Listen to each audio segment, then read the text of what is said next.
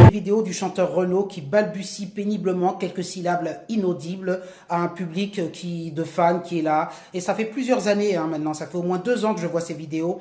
Et j'ai envie de dire, il y a une morale à tirer de tout ça. Je redirais, moi, au chanteur Renaud et à toutes les personnes qui généralement, pour des raisons psychologiques X ou Y, maltraitent leur corps en buvant, en se faisant des injections, enfin, comme vous savez, prenant des substances, des produits chimiques, qu'on ne peut pas avoir le beurre et l'argent du beurre. Renaud n'est pas un très vieil homme, mais aujourd'hui, son cerveau, il est complètement flingué. Je veux dire, avec toutes les substances qu'il a prises toute sa vie.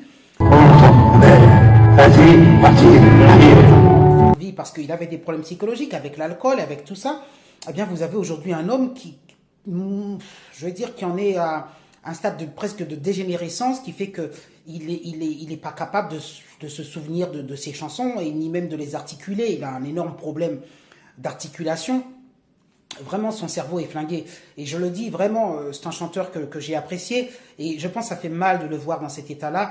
Je pense qu'il devrait arrêter de chanter. Mais la morale de cette histoire, c'est de dire à tous ceux qui maltraitent leur corps, en mangeant n'importe quoi, en prenant n'importe quelle substance, que quand vous êtes jeune, le corps répond. Et puis vous avez l'impression sauf qu'un plus tard, vous payez l'addition.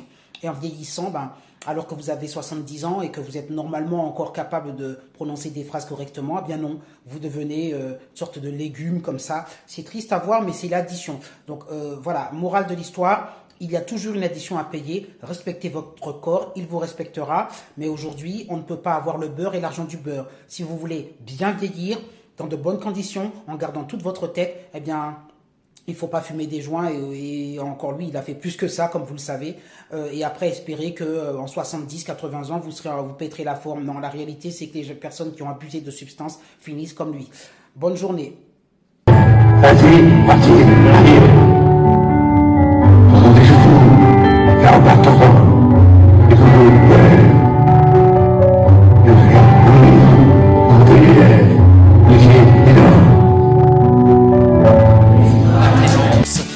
Et que le vent soufflera, je repartira et que les